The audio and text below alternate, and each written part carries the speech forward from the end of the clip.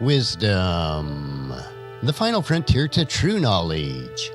Welcome to Wisdom Trek, where our mission is to create a legacy of wisdom, to seek out discernment and insights, to boldly grow where few have chosen to grow before.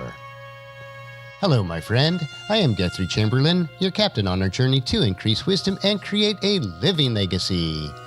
Thank you for joining us today as we explore wisdom on our second millennium podcast. This is day 1076 of our trek, and it is Wisdom Wednesday. Creating a biblical worldview is important in order to have a proper perspective of today's current events. To establish a biblical worldview, it is required that we also have a proper understanding of God's Word. Especially in our Western cultures, we do not fully understand the Scriptures from the mindset and the cultures of the author. In order to help us all have a better understanding of some of the more obscure passages in God's Word, we are investing Wisdom Wednesdays reviewing a series of essays from one of today's most prominent Hebrew scholars, Dr. Micheal S. Heiser. He has compiled these essays into a book titled, I Dare You Not to Bore Me with the Bible. We are often taught or think that demonic beings in the New Testament are fallen angels that have sinned with Satan. But what does the Bible say? In today's essay, we will explore passages that cover When Angels Do Time. Most Bible study resources describe fallen angels as demons who joined Lucifer in his rebellion against God. But what if I told you the only place in the New Testament that describes angels sinning, it does not call them demons, has no connection to Lucifer, and has the angels in jail? Welcome to the world of 2 Peter and Jude. Let me read two verses. First, I'll read 2 Peter chapter 2, verse 4. For God did not spare even the angels who sinned. He threw them into hell, in the gloomy pits of darkness, where they are being held until the day of judgment. And in Jude verse 6. And I remind you of the angels who did not stay within the limits of the authority that God gave them, but left the place where they belong. God has kept them securely chained in prisons of darkness, waiting for the great day of judgment.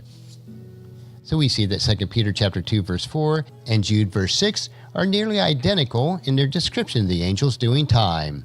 But there are differences that help us to figure out what in the spiritual world is going on. Jude verse 6 defines what 2 Peter chapter 2 verse 4 means by the angelic sin. The sinning angels left the place where they belonged. 2 Peter doesn't say that they were in cahoots with Satan or that they did anything in Eden. It tells us that they left their designated realm of existence and did something in another realm. But what did they do? Both 2 Peter and Jude compare the sins of the angels with the Sodom and Gomorrah incident, where the sin involved was sexual immorality. And to see this, check 2 Peter chapter 2 verse 7 and Jude verse 7. 2 Peter also connects it to the time of Noah. There's only one sin involving a group of angelic beings in the entire Bible, and it coincides with Noah, and it is sexual in nature. Let me read the incident in Genesis chapter 6, verses 1 through 4. Then the people began to multiply on the earth, and daughters were born to them. The sons of God saw the beautiful women, and took any they wanted as their wives. Then the Lord said, My spirit will not put up with the humans for such a long time, for they are only mortal flesh. In the future, their normal lifespan will be no more than 120 years. In those days, and for some time after, giant Nephilites lived on the earth. For wherever the sons of God had intercourse with women, they gave birth to children who became heroes and famous warriors of ancient times. Two features and passages in 2 Peter and in Jude point to Genesis chapter 6, verses 1 through 4. First, sons of God is a specific phrase used elsewhere in the Old Testament of angelic beings. And this can be found in Job chapter 1 verse 6, Job chapter 2 verse 1, Job chapter 38 verse 17, Psalms chapter 89 verse 6, and Deuteronomy chapter 32 verse 8. Second, both 2 Peter chapter 2 verse 4 and Jude verse 6 explicitly tells us what happens to the angels. God has kept them securely chained in the prison of darkness, waiting for the great day of judgment. While it is true that Genesis chapter 6 verses 1 through 4 never tells us what happens to the sons of God who sinned, Jewish writings from between the Testaments do. All Jewish writings that comment on Genesis chapter 6 verses 1 through 4 agree that the angelic beings who had sinned were bound and thrown into the netherworld, and this can be found in passages such as 1 Enoch chapter 18 verse 14 through 19 verse 3. Most English translations in these ancient documents say that angels were thrown into hell. The most frequent translation is the Greek word Hades. However, 2 Peter has the angelic beings thrown into Tartarus, or the Hebrew word taprapach. This is the name of the prison of the divine giants of the classical Greek stories, Hesiod Theogony. Jewish writers also use the word for a dark, gloomy netherworld. While these passages are certainly strange, they telegraph that angelology and demonology are much more complex than we might think. They are also the key to understanding Genesis chapter 6 verses 1 through 4, which are tied to the New Testament doctrine of baptism.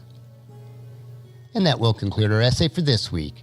Next Wisdom Wednesday, we will continue in the New Testament as we look at Dr. Heiser's next essay titled, Tough Love. I believe that you'll find this another interesting topic to consider as we build our biblical worldview. Tomorrow we will continue with our 3-minute humor nugget that will provide you with a bit of cheer, which will help you to lighten up and live a rich and satisfying life. So encourage your friends and family to join us and to come along with us tomorrow for another day of Wisdom Trek, Creating a Legacy. If you'd like to listen to any of the past 1075 treks or read the Wisdom Journals, they are all available at wisdom-trek.com. And I encourage you to subscribe to Wisdom Trek on your favorite podcast player so that each day will be downloaded to you automatically. And thank you so much for allowing me to be your guide, your mentor, but most importantly, I am your friend as I serve you through the Wisdom Trek podcast and journal. And as we take this trek of life together, let us always live abundantly, love unconditionally, listen intentionally, learn continuously, lend to others generously, lead with integrity, and then leave a living legacy each day. I am Guthrie Chamberlain, reminding you to keep moving forward, enjoy your journey, and then create a great day every day. See you tomorrow.